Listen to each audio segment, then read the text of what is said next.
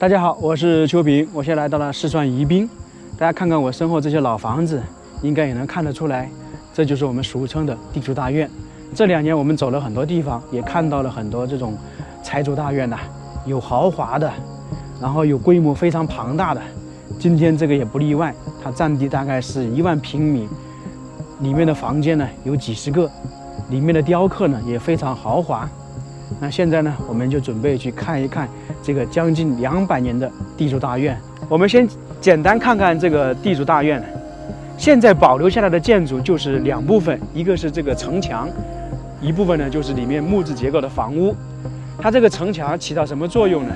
就是防止土匪的，因为相当于地主要保护他的财产，就跟我们说一个城市一样。这个城墙全部是由巨大的青条石组成，石头呢长度的话有2米的，有3米的，还有1米的，高度是5到11米，整个长度可能200多米，其中很多时候它的厚度是2米。那大家想一想，这么庞大的建筑，它当年的财力有多么雄厚，才能修成这个样子？周边呢都是属于在大山。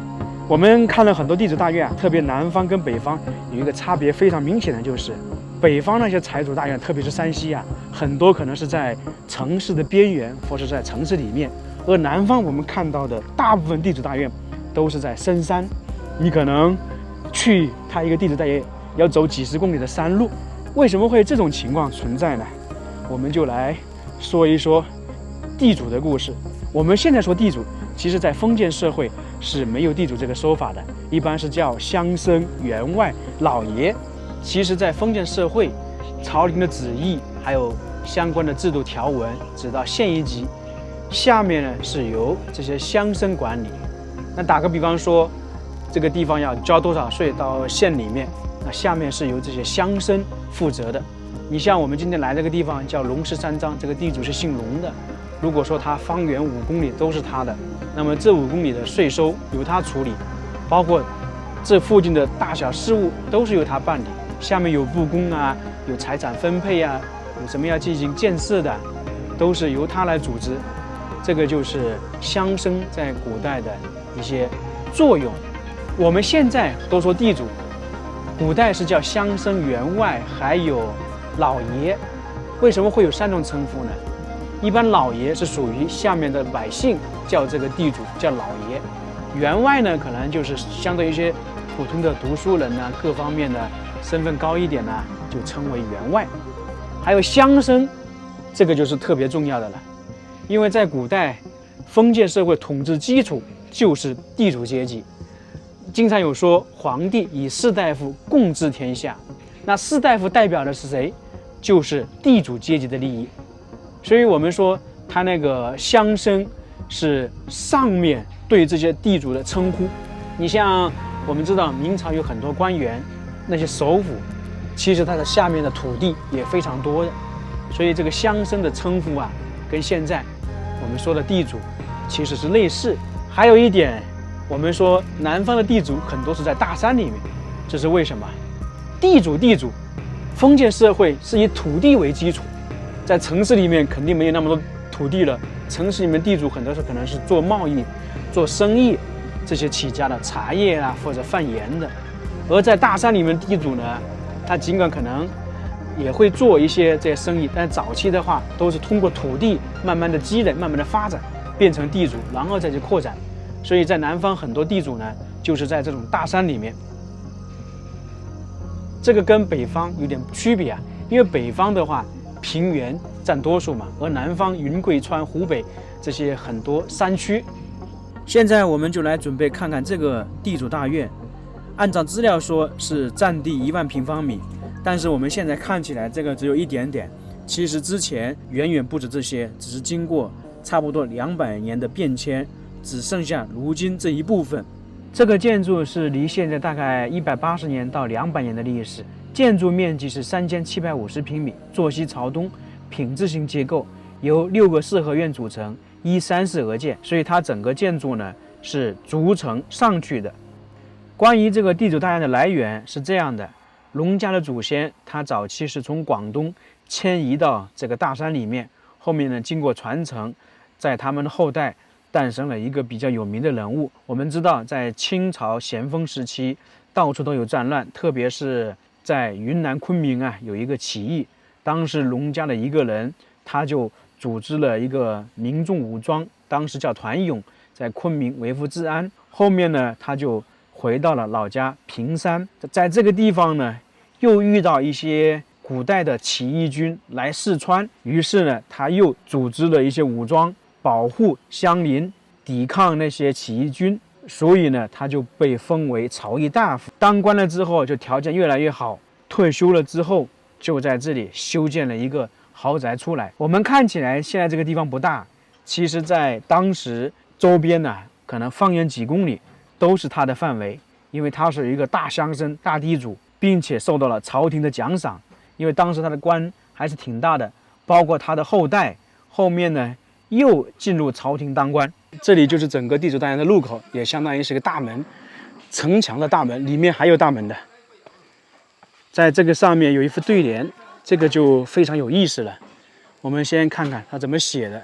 上联是夜少击球，祥迎凤阁；下联是王爷轮福，恩宠满门；横批是恩城北阙。击球是比喻祖先的事业，轮佛是指皇帝的诏令，北阙是指古代宫殿北面的门楼是臣子等朝见或者上书奏事之处，常用着朝廷的别称。那恩城北阙是说他蒙受朝廷恩惠，在这里呢，既赞誉了皇恩浩荡，又炫耀了家族势力。大意就是说，龙氏一脉，龙氏一门，承蒙祖先荫庇，皇恩宠赐，才有今日的昌盛局面。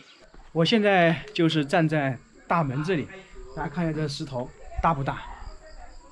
宽度都有那个40公分，整个这个门大概是高2.46米，宽度呢是1.65米，也叫做大朝门，就是我们俗称的正门。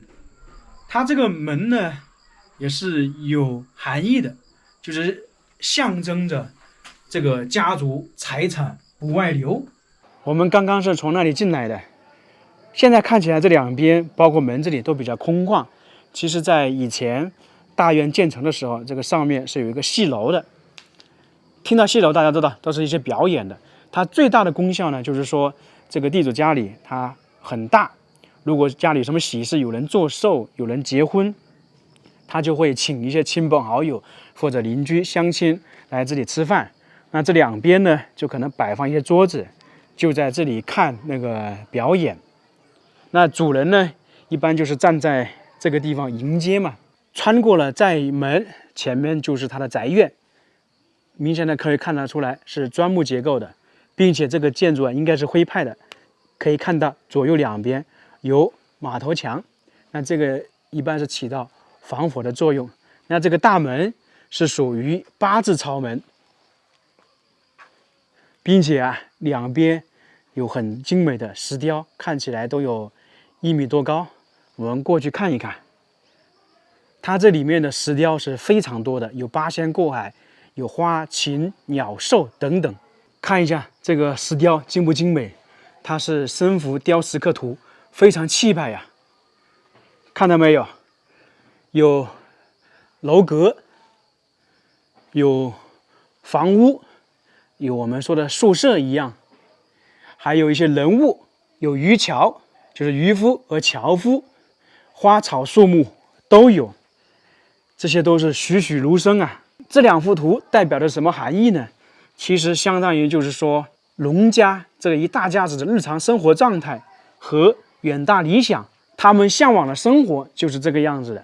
这个房屋是3进院落，从大门进去开始就是第1重院落，同时整个地主大院都是依山而建，有层次感，1层、2层这样上去，展现出丰富的空间序列，并且呢，它每个院落的那个大厅大小不一样。最关键的是有一点呢，这个地主大院有个非常特殊的，就是我们看很多地主大院这样一直往前走的话，整个门是对称的，就是笔直过去，但是在这里呢，它是有一点弯度。这个是为什么呢？在古代讲究所谓的风水学，那他们建房屋呢，都会请人看。那他们是姓龙，我们在湖北还有在北方看很多陵墓啊，它有一个神道，姓龙的人家，他说是龙的后代一样的，房屋也好，陵墓也好，是不能笔直的，因为如果是笔直，就一把宝剑或者一支箭射到那个龙头一样去，所以不行。故而呢，在这个地方，它整个房屋是没有那么对称，有一点弯度，就是说活龙活现，它是有弯的。大家看影视剧也知道，龙是摆来摆去，故而呢，它这里是涉及这个含义的。这是第一个院落，可以看得出来，这里属于2层的。那么下面一层是属于当时龙氏家族那些下人和长工杂役居住的地方。如果大家对长工不太理解，应该看过《白鹿原》，那个有一个三哥，他就是一个长工，就是一直在这个家里干活，吃住都在这里面。那上面呢，就是一些私塾，就整个龙氏家族啊，他们小孩在这里读书，并且周边的一些小孩愿意读书的也会过来，在这里都是免费的。现在看起来是有点破啊，以前是不一样的，上面都是有雕花，有很精美的木雕呢。那么这样的私塾啊，一般里面都有10来个学生，那老师呢也是单独请的，就请的附近相当于德高望重、有文化的人。那老师也是一直在这里的，就是吃住也是在家里。走到这个家里，到处也能看到这些石雕，不过也就是非常可惜啊，也被破坏了。那这个应该是主人出行吗？感觉有点像啊。前面就是第2个过厅，非常大呀，从这个11个台阶上去。那大家猜一猜，这个地方有多少个房间？总共是53个。你如果每天住的话，差不多要快2个月了。以前应该就是属于他的那个接待的，有客人来了，可能就在这里。那这个房屋以前是有人居住的，而且住的人还不少，明显的可以看得出来。你像这个都是后面经过修缮的，以前的痕迹能看到一部分。这个大厅过去就是第2重院落，其实以前这个位置是有一扇门的，门上面还有很多雕花，就跟前面那个里一样的，那里属于第3个大厅嘛。但是可能后面经过时间就没有了。那这个第2重院落里面呢，就是一些天井，左右都有。一般在这种地主大院，天井是必不可少的。在之前上面有很多雕花，可能现在都看不到了，因为这些全部是经过修缮的。这些旁边都是50多个房间里面的一个，1万平方米的地方确实非常大呀。那这里为什么单独会设一个门呢？从这边过去呢，就是地主家里比较重要的人物居住的地方，就是相当于是后院，家属住在这里，地主的儿子，还有那些他的那个妻子这一类的。左右两边就不用猜想了，一边是他儿子居住的，一边是他女儿居住的，也就是说小姐的闺房在这边，还有呢他们那个长辈也在这边。打个比方说，如果地主是在这边居住，他的母亲可能就是在这边。这个地方也相当是一个大的四合院，下面这些石头都是一整块的。基本上整个这个地主大院呢，它相当于是盖成一层石头下面，下面属于泥土，在泥土上面覆盖了一层石头，并且这些柱础上面也有很多雕刻，有很多各种动物的，只不过现在经过时间太久了，风化了，看不太清楚。我们现在去这个绣楼里面看一下，以前窗户上的雕刻都不见了，这个应该是经过更换的。小姐的绣楼，现在里面是什么都没有了。这个房间应该当时是她丫鬟居住的，楼上才是千金大小姐居住的地方。在明清两朝时期，那些千金大小姐是大门不出的，二门不迈，就经常就在这个家里活动。连见外人的机会很少。那有一些家族呢，他们读书都是分开的，那吃饭呢，有可能都是送到这里，然后丫鬟放到上面去。我见过最夸张的一个就是什么呢？在这样的地方装了相当于一个传声筒，那小姐有什么事从上面喊一下，丫鬟把它放上去，等于就是关在这里一样的。这个真的是有点恐怖啊！当然，有些家族可能相对来讲的话比较开放一点，但是整体来讲，明清两朝时期看过影视剧都知道了，那千金大小姐其实不太自由。那影视剧演绎很多小姐跟外面的那个穷人私奔了，可能有，但是极少数。因为这个小姐连大门都不出，她何能见到外面的人呢？是不是？一般的话，当时梯子就在这个地方，那里面呢还有很多小房间，可能是存放一些东西的。那么看完了千金大小姐，就是可能说绣楼，现在呢去看一下地狱主他以前居住的房间是什么样子。这个院落还是挺大的，以前这上面应该有东西，不知道是不是放了什么神兽这些。堂屋在这边，那以前龙氏祖先的牌位就在这个地方了，现在什么都没有了。哇，又是房间，套房间。那一般这种人呢，长辈呢，在这里面会有个佛堂，现在都没人居住了，很多是放了一些杂物。这边就是寨墙，是整个围绕这个房屋而建造的。以前肯定是有家丁在这里守卫，防止土匪过来嘛。在这个大院的角落，其实是有2个碉楼，现在只有1个，它是把整个大院覆盖在里面，就是有什么紧急情况，这个碉楼可以用来防守，其实就是防御性的作用。很多地主大院都有。整体看了这个地主大院，大家觉得是不是非常豪华？有巨大的财力才能建造这样一个地主大院。